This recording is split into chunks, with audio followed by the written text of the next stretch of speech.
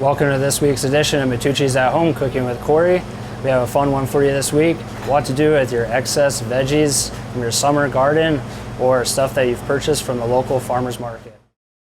Today we're going to be using our excess squash and squash blossoms to do some stuffed squash blossoms, and then going to do two different styles of pickled zucchini. We got the yellow squash and the actual green zucchini. I like to do a little bit of apple vinegar with champagne vinegar. I cut it with water, and then I typically do some sort of onion or shallot with my sea salt, black peppercorn, garlic, a little chili flake, and then this time with this batch I'm going to do some dill weed in it. And then we're going to split. First we're going to start with our zucchini and yellow squash. And we have some different sizes here. The smaller ones, the little baby, is going to be super tender, and then as we work our way up it's going to get a little bit more firm and tough. The really big ones, if it's overgrown, will actually become really woody. So on these we're going to start by cutting the tips off. You don't particularly need to do this, but I like to do it to make it more consistent.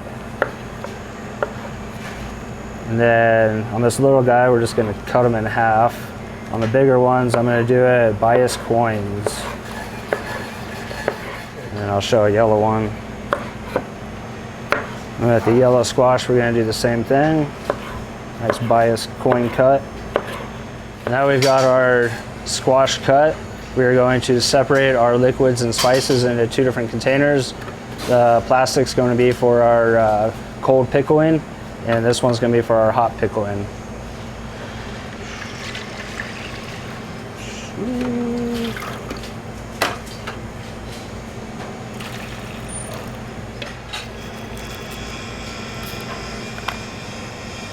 Dill and chili flake. Now that we have our liquid and spices in both of our containers, in the cold one I'm going to give it a nice stir. Same with the warm one, not as important, so we're going to bring it up to a nice simmer. It's simmering, this is where you want it. You don't want to bring it any higher than this to a boil, just enough to release all the oils and flavors out of everything. And we're going to turn it off, and we're going to pour it over our zucchini. All right, the next step is to strain it through a chinois. We're doing this because all of our flavor has been released into the vinegar, so we don't need all of that in there, and it'll be a lot cleaner too. Next, after that, we are going to give it a nice stir with both of them, the cold and the hot. The cold, we're going to put a couple of weights on it, submerge it a little bit. And same with the hot, we're going to put lids on it.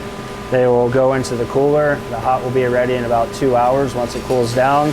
And the cold, tomorrow in 24 hours, it'll be perfect. And the longer it sits, it'll just get that much better. We have our beautiful squash blossoms. These, there's 1,000 different ways you can stuff them. I prefer using a cheese mix, so with this I have a ricotta, pecorino, lemon zest, red chile flakes, salt, pepper, and a little bit of parsley.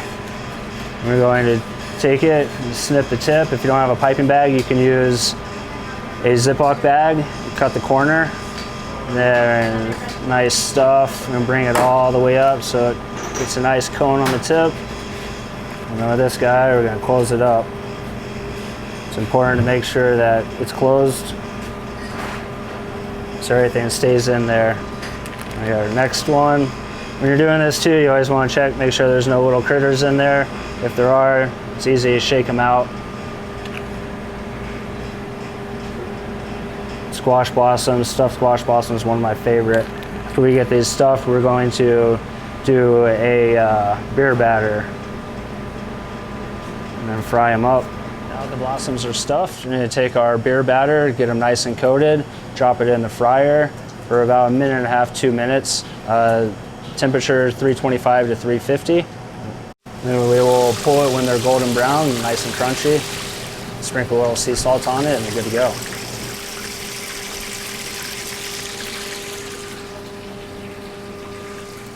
Now we're going to do a char and kale little saute, something you can purchase from the local farmer's market, or you might be growing it yourself in the garden. I typically like to do a saute on it. We're going to be doing some Matucci's house bacon with it, a little bit of onion, butter, oil, salt, pepper. First thing I'm going to do is pull the stem off of it. I'm going to reserve these stems, so we're going to chop it up and add it in with our onion and bacon. Now we have all of our ingredients ready. We're going to get a hot pan with enough oil to cover the bottom. Right before it smokes, we will start sauteing everything. Start with our bacon. And get the bacon rendered down right before it gets crispy, which will take probably about 2 minutes. Now our bacon's starting to get crisp, we're going to add our yellow onion to it. Let that go for about a minute. Now we've cooked our yellow onion for about a minute. We're going to add our stems into it. Get that a nice saute. Going to add a tiny bit of garlic as well.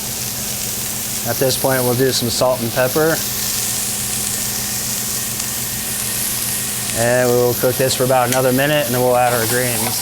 Now I'm going to add a couple of pads of butter. Let that start to melt down. Add our greens in. And we'll wilt this for about a minute, minute and a half, and then we're going to finish with a little bit of white wine.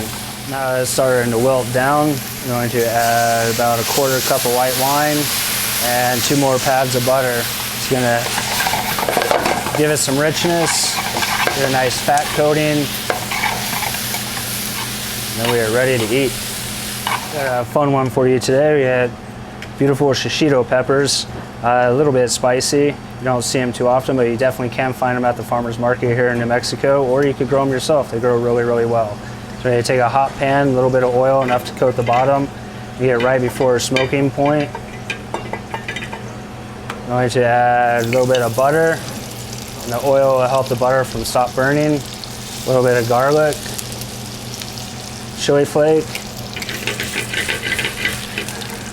And we're going to blister our Shishitos.